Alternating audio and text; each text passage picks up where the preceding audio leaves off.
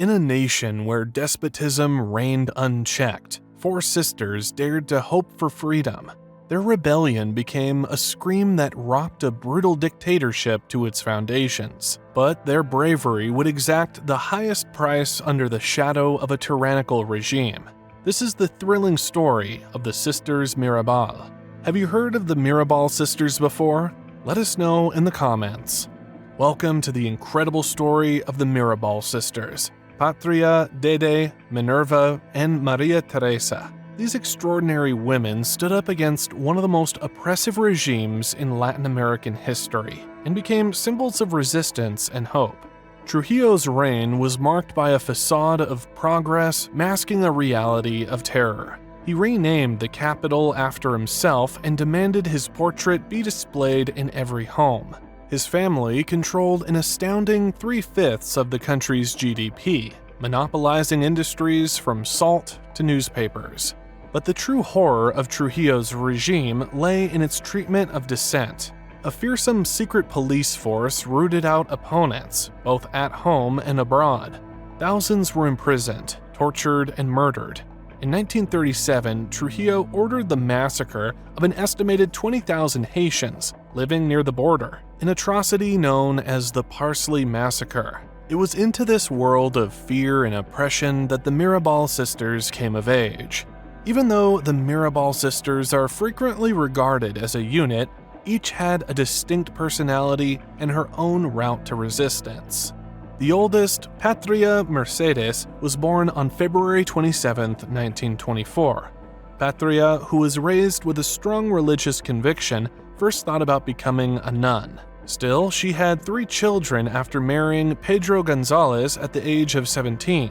Patria was more politically aware later in life than her sisters. She became even more committed to the cause after seeing a massacre on June 14, 1959, which set it off. She was well renowned for her loving personality and frequently hosted resistance meetings in her home as a safe haven.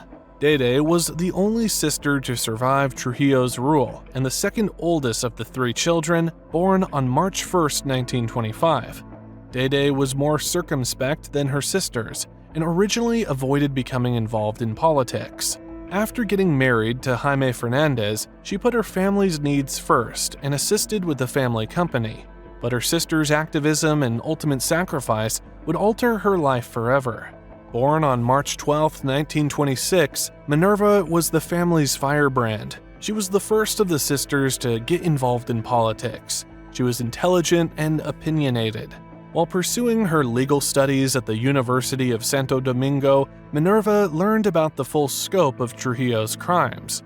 Her opposition to the dictatorship resulted in her being refused a law license even though she graduated with honors. Minerva wed fellow activist Manolo Tavares, and the two of them had 2 kids. On October 15, 1935, Maria Teresa, the youngest, was born. She was inspired by Minerva and modeled herself after her in both her intellectual and political pursuits. At the University of Santo Domingo, Maria Teresa pursued her studies in mathematics and via her sister joined the resistance organization.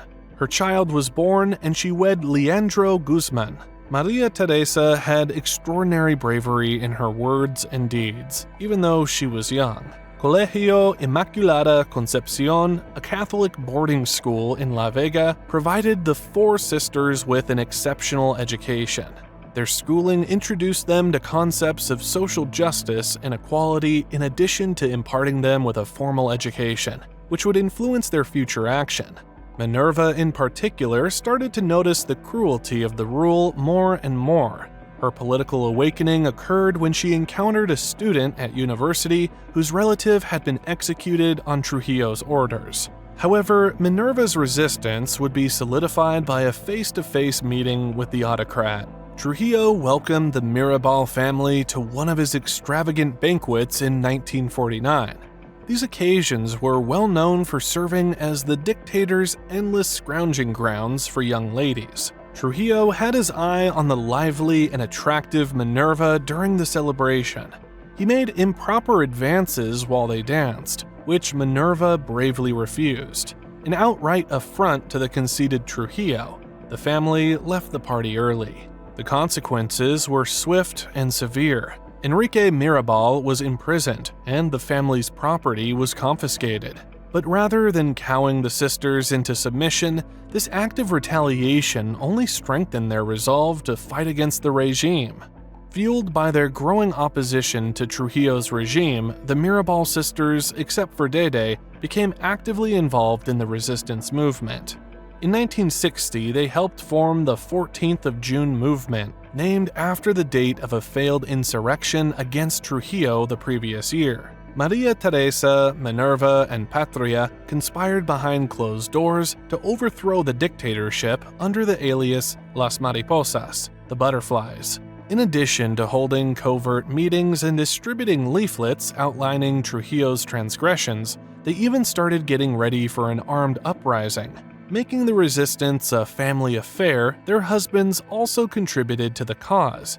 As they plotted their eventual rebellion and prepared supplies, the sisters' houses turned into centers of revolutionary activity. Yet the authorities were aware of what they were doing. After closely monitoring the sisters, Trujillo's secret police launched an attack in January 1960. Along with their husbands, all three of them were taken into custody.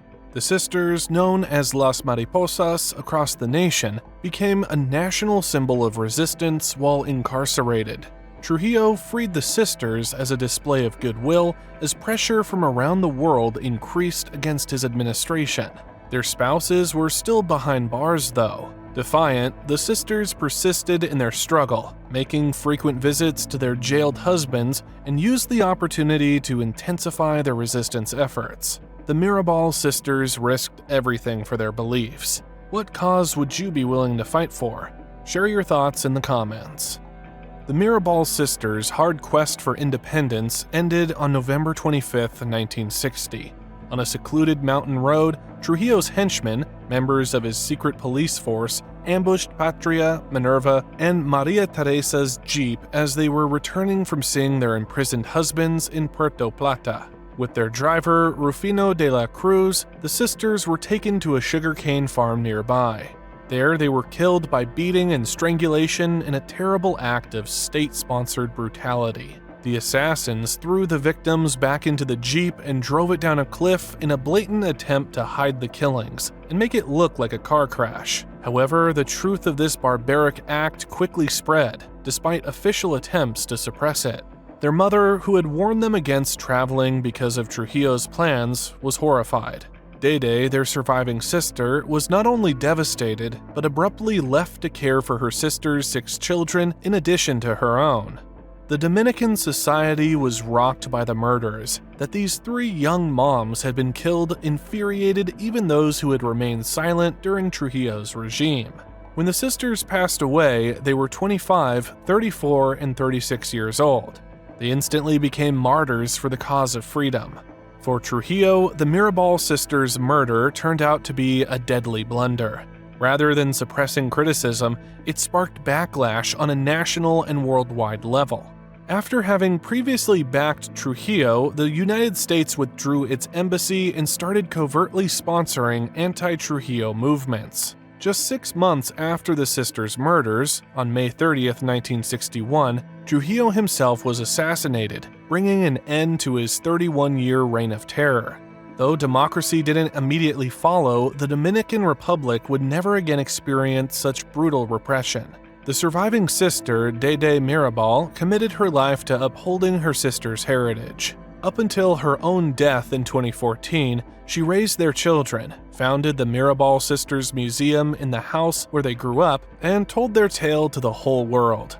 Globally, as well as in the Dominican Republic, the Mirabal sisters' bravery and selflessness have been honored. Their birthplace has become a site of pilgrimage, and their likenesses can be found on banknotes as they are revered as national heroes in their own country. Their influence still has a lasting effect on the world stage. The anniversary of their killings, November 25th, was declared the International Day for the Elimination of Violence Against Women by the UN General Assembly in 1999. Commencing on this day, the annual 16 Days of Activism Against Gender-Based Violence campaign will run until December 10th, Human Rights Day. The story of the Mirabel sisters is one of extraordinary courage in the face of tyranny. These women, who became known as Las Mariposas, reminded us of the power of individuals to stand up against injustice, even at great personal cost. Their legacy lives on, not just in the Dominican Republic, but around the world, inspiring new generations to fight for freedom and equality. As we remember their sacrifice, let us also consider how we can contribute to the ongoing struggle for justice in our own communities. How has the Mirabel sisters' story impacted you? What will you do to honor their legacy? Share your thoughts and commitments in the comments below, and don't forget to like and subscribe for more inspiring historical content.